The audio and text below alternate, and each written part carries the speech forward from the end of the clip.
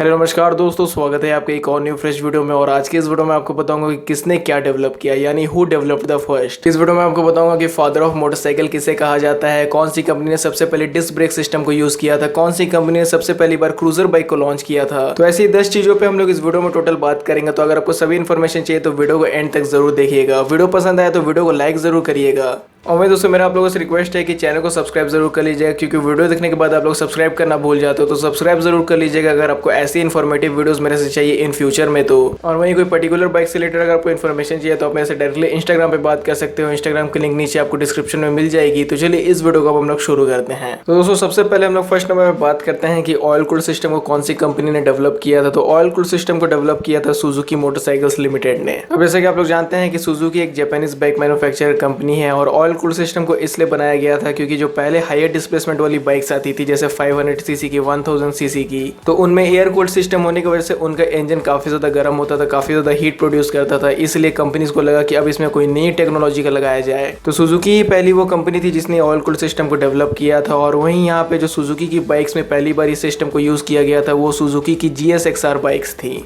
जैसे starting days में ये जो सिस्टम है वो सुजुकी GSXR 1100 में यूज किया जाता था। और मैं आपको बता दूं कि इंडिया में कोई भी GSXR में आपको लोअर डिस्प्लेसमेंट वाली बाइक्स नहीं मिलती है। GSXR 1000 इंडिया में जरूर मिलती है, लेकिन GSXR 150, 250 जैसी सुजुकी कोई भी बाइक इंडिया में नहीं सेल करती है। तो दोस्तों पहली पॉइंट में मैंने आपको बताया ऑयल कूल्ड सिस्टम के बारे में बात करते हैं, जो सेकंड नंबर पॉइंट है उसके बारे में। तो दोस्तों यहाँ सेकंड नंबर मैं आपको बताऊंगा कि वो कौन सी टू व्हीलर कंपनी थी जिसने की पहली बार कोई भी मोटरसाइकिल में फ्यूल इंजेक्शन सिस्टम को यूज किया था। तो पहली बार फ्यूल इंजेक्शन सिस्टम को यूज किया गया था होंडा कंपनी की तरफ से। जी हाँ दोस्तों, होंडा ने यूज किया था पहली बार फ्यूल इंजेक्शन सिस्टम को कोई भी मोटरसाइकिल में, और उस बाइक का नाम था होंडा CX500। अब जैसे आप लोग जानते हैं कि होंडा भी एक जापानीज बाइक मैन्युफैक्चर कंपनी है। और वहीं इस वीडियो को देखने के बाद आप लोगों को भी ये समझ में आ जाएगा कि जापान के जो लोग होते हैं वो इन्वेंशंस में काफी ज्यादा आगे रहते हैं, जिसकी वजह से जापान जो है इतनी ज्यादा आज हाईटेक कंट्री बनी हुई है।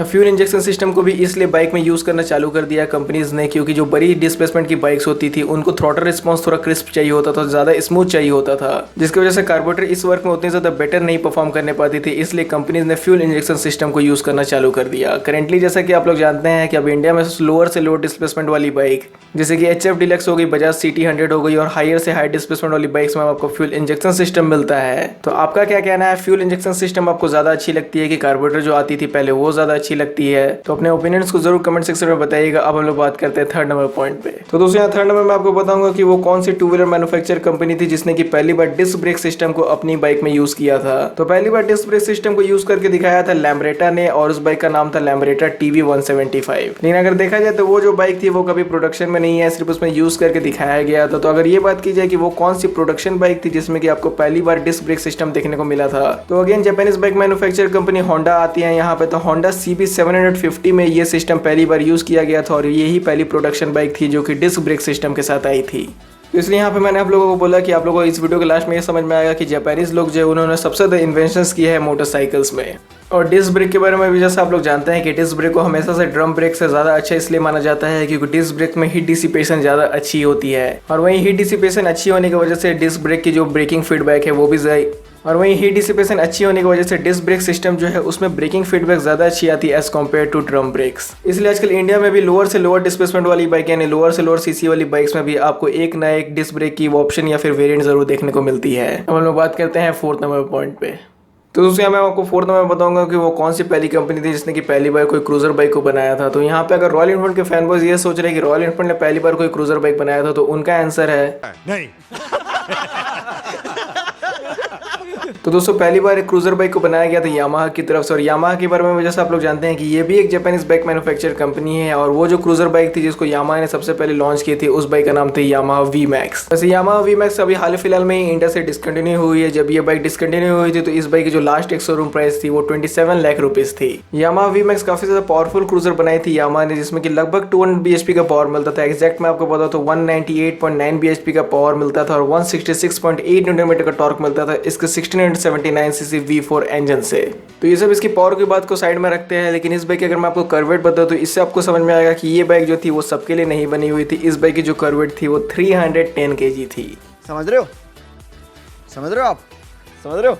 जी हाँ दोस्तों, 310 kg आप लोग समझ ही सकते हैं कि 310 kg की जो बाइक होगी उसको चलाने के लिए कितना ज़्यादा आपको एफर्ट्स लगानी पड़ेगी अगर आप उस बाइक को कहीं पर भी चलाते हो, नो मैटर हाईवे या सिटी पे। अब हम लोग बात करते हैं यहाँ पे जो 5th नंबर पॉइंट है उसके बारे में। तो दोस्तों यहाँ 2nd नंबर पॉइंट में मैंने आपको बताया था कि फ्यूल इंजेक्शन सिस्टम को कौन सी कंपनी ने डेवलप किया था, लेकिन यहाँ 5th नंबर में आपको बताऊंगा कि कार्बोरेटर सिस्टम को किसने डेवलप किया था। यहाँ पे मेरे को माफ करिएगा, यहाँ पे मैं ये नहीं पता करने पाया कि कार्बोरेटर सिस्टम पहली बार कौन सी बाइक में यूज की गई थी, लेकिन कार्बोरेटर सिस्टम को डेवलप किया था कार्ल बेंज ने। जी हाँ दोस्तों, कार्ल बेंज ने कार्बोरेटर सिस्टम को डेवलप किया था और जैसा आप लोग जानते हैं कार्ल बेंज का जो नाम है वो हमेशा मर्सिडीज बेंज के साथ भी आता ही है। तो कार्बोरेटर सिस्टम धीरे धीरे मार्केट से जा चुकी है, अब इसका जगह फ्यूल इंजेक्शन सिस्टम ने ले लिया, जैसा कि आप लोग जानते ही हैं। कार्बोरेटर सिस्टम मार्केट से इसलिए गई क्योंकि जैसा आप लोग जानते हैं कि कार्बोरेटर सिस्टम उतनी ज़्यादा एफिशिएंट नहीं है जितनी फ्यूल इंजेक्शन सिस्टम है। फ्यूल इंजेक्शन सिस्टम में थ्रॉटल रिस्पांस भी काफ़ी क्रिस्प मिलता है, जैसा मैंने आपको बताया दिया, और वहीं कार्बोरेटर सिस्टम जो है ये उतनी ज़्यादा एफिशिएंटली वर्क नहीं करने पाती। इसलिए अभी जितने भी मैन्युफैक्चरर्स है वो BS6 इंजन के साथ अपनी कार्बोरेटर सिस्टम को हटा के फ्यूल इंजेक्शन सिस्टम को यूज़ कर रहे हैं। तो चलिए बात करते हैं जो 6th नंबर पॉइंट है उसके बारे में। तो यहाँ 6th नंबर में आपको बताऊंगा कि वो कौन सी क्वाड्रिलेटर सेगमेंट की सबसे पहली बाइक थी जो इंडिया में लॉन्च हुई थी। यहाँ क्वाड्रिलेटर से मेरा मतलब ये है कि वो कौन सी पहली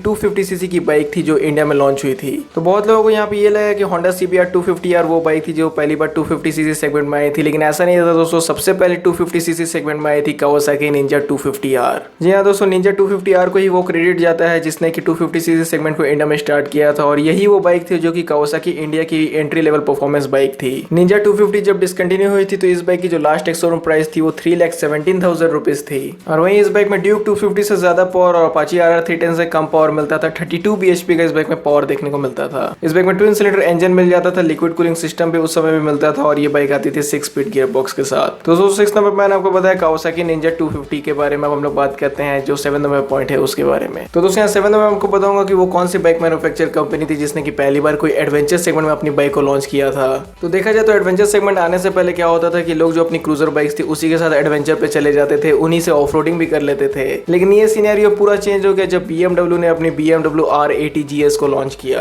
जी हाँ दोस्तों, BMW ही वो कंपनी जिसने की पहली बार कोई एडवेंचर बाइक को लॉन्च किया था, और जैसा कि आप लोग जानते होंगे BMW जो है ये जर्मन बाइक मैन्युफैक्चर कंपनी है। आज की भी डेट में BMW जो ये एडवेंचर बाइक्स बनाती है, और इंडिया में भी BMW की आपको एडवेंचर बाइक्स मिल जाती है, जैसे R1250 GS हो गई, 750 GS हो गई। तो ये सब जो कुछ बाइक्स है ये BMW की फील्ड में काफी ज्यादा पॉपुलर है एडवेंचर सेगमेंट में। वैसे मैं अगर आप लोग से पूछूं कि आपको एडवेंचर बाइक ज्यादा पसंद आती है या क्रूजर बाइक ज्यादा पसंद आती है, तो कमेंट सेक्शन में अपनी ओपिनियन जरूर शेयर करिएगा। हम लोग बात करते हैं 8 नंबर पे जो पॉइंट है उसके बारे में। तो दोस्तों यहाँ 8 नंबर में आपको बताऊंगा कि वो कौन सी वर्ल्ड की पहली बाइक है जिसमें कि रिवर्स गियर भी आता है। जी हाँ दोस्तों, सुन के थोड़ा अटपटा लगेगा, लेकिन रिवर्स गियर भी एक बाइक में आपको देखने को मिलता है, और वो बाइक का नाम है Honda Goldwing। जी हाँ, Honda की इस लिस्ट में एक और बाइक आ गई, और Honda ही वो पहली कंपनी जिसने की पहली बार कोई रिवर्स गियर दिया है कोई भी मोटरसाइकिल में।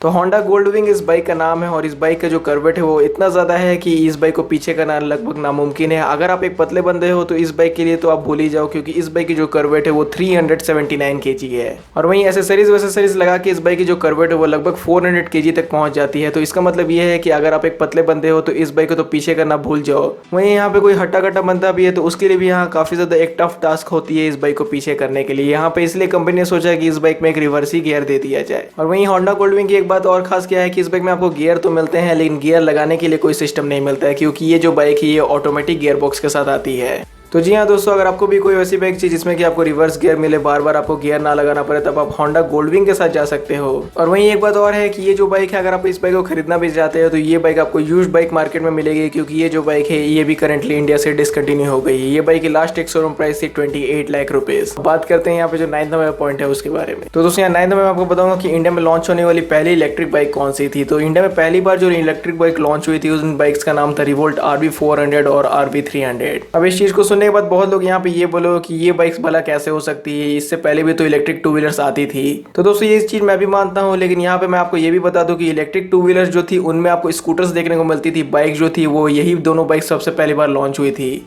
और जो दूसरी कंपनीज थी वो बाइक्स लॉन्च नहीं करती थी, वो सब सिर्फ बाइक अनवील करती थी। वो देखना चाहती थी कि इंडिया में जो लोग हैं उनका इलेक्ट्रिक बाइक्स की तरफ कैसा व्यू है। तो इसलिए अगर इलेक्ट्रिक बाइक्स के बारे में बात की जाए तो रिवोल्ट RB400 और RB300 ही पहली बाइक्स थी जो कि इलेक्ट्रिक सेगमेंट में लॉन्च हुई थी। और रिवोल्ट के बारे में भी जैसा आप लोग जानते होंगे, रिवोल्ट को फाउंड किया है माइक्रोमैक्स के को फाउंडर राहुल शर्मा ने।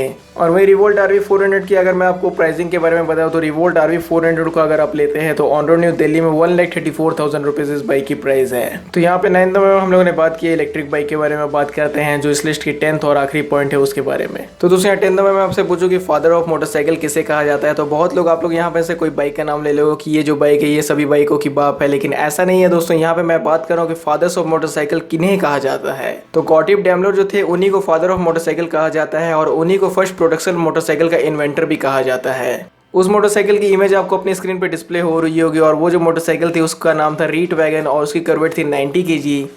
टॉप स्पीड जो थी वो 11 kmph तक थी। 111 मैंने नहीं बोला, 11 kmph बोला। पावर जो थी वो 0.5 bhp थी यानी 0.5 हॉर्स पावर थी। और इंजन जो था वो 264 सीसी का एयर कूल्ड 4 स्ट्रोक इंजन था। और ये जो मोटरसाइकिल थी उसको ना किक मार के स्टार्ट किया जाता था और इलेक्ट्रिक स्टार्ट तो उस जमाने में आती भी नहीं थी। ये जो मोटरसाइकिल थी ये क्रैंक स्टार्ट सिस्टम से स्टार्ट होती थी। तो क्रैंक स्टार्ट सिस्टम का मतलब अगर आप लोगों को नहीं पता तो इस सिस्टम में क्या होता है कि जो मशीन होती है उसको गोल गोल घुमा के स्टार्ट करना पड़ता है। जैसे कि जनरेटर्स को आप लोगों ने देखा होगा कि जो उनके वर्कर्स होते हैं उनको गोल गोल घुमाते हैं जिनकी वजह से उनका अंदर का मोटर चलने लगता है और जो मशीन होती है वो स्टार्ट हो जाती है। तो दोस्तों यहीं पे मैंने आपको इस मोटरसाइकिल के कुछ इंजन और फीचर्स के बारे में बताया और यही वो पहली मोटरसाइकिल थी जो वर्ल्ड की फर्स्ट प्रोडक्शन मोटरसाइकिल थी जैसा मैंने आपको बताया।